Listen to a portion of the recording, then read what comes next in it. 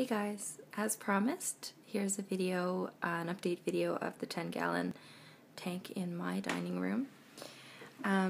If you watched my introductory video, I explained that there have been some big changes in this tank and that I would explain them when I did this video. So if you look back on my last update of this video, you'll see that it looks a lot different than it did before. And I'm sure there's going to be lots of you actually who don't think that it looks as nice. I do think it looks better now. I didn't at first and was kind of upset with the changes that I had to make, but essentially what had happened, if you look back at those old videos, the baby tears looked so good and they were so lush and thick, and I was just having like such success with growing them in this tank, and they looked really awesome. At a certain point, they just started to decline. They started to get really tight, which is the way they look sometimes when they're not getting enough light or nutrients. And at that time, I was dosing still, so there hadn't really been any other changes, except for the fact that I had a heater in this tank that was for 5 to 10 gallons. That's what it was rated for. It was a submersible heater. But I had such a hard time keeping a consistent and lower temperature in this tank with a heater like that.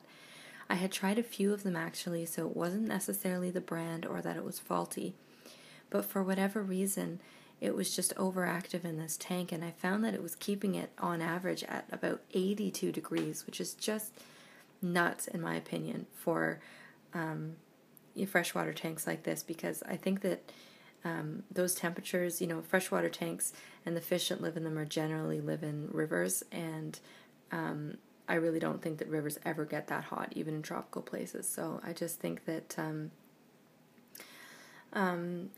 since I decided to take the heater out of this tank, it's done a lot better, and I had to cut back and rip out most of the baby tears for the fact that they were essentially dead and they just looked really bad. There are still some in here that are kind of ratty, but what I wanted to show you is that since I took the heater out, which was about 3 weeks ago, they're making a huge comeback. And you'll see here, on top, they're brown and not very nice and just kind of grizzly. That's how they were getting, and the reason why I ripped most of them out. But you'll notice now, since I took the heater out, I have all this new growth coming. And it's coming along the edges, and it's cropping up in the corners. And I'm really, really pleased about that, because I really did love having the baby tears in this tank, and because they're just such a vibrant green, and I just really like them as a plant. So I'm really glad they're making a comeback. And I'll show you when I do an update of the 4-gallon tank in my kitchen that it's cold water as well, and the baby tears do really well in there too.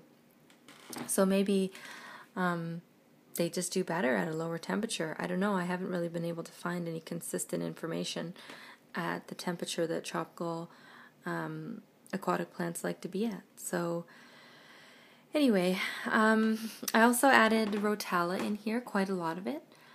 Partly I did that at first to make the betta fish happy, as I think that he was uncomfortable being in a bare tank. They're not very strong swimmers, and I guess they're quote-unquote lazy fish. They like to kind of hang around and rest on things because their fins are so heavy. So I put that in there originally for him to rest in and to hide in. And now that they're in there, I really like it. They're really pink in this tank compared to the 65-gallon. And I'm not really sure the reason for that, as again, I'm not dosing anything in this tank, and I haven't been for a while.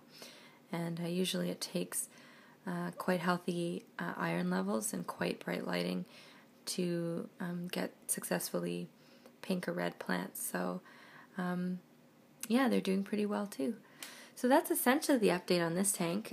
Like I said, I'm really happy with how it looks now, and I think I'm just going to kind of keep my fingers crossed and hope that the baby tears fill in, and I might add a bit more Rotala as well as I do more trimming in the 65-gallon tank. Like I said in my other video, I'm trying to find a home for the betta fish, because this tank is cold water now, and well, he seems to be doing okay. I know that they prefer warmer water.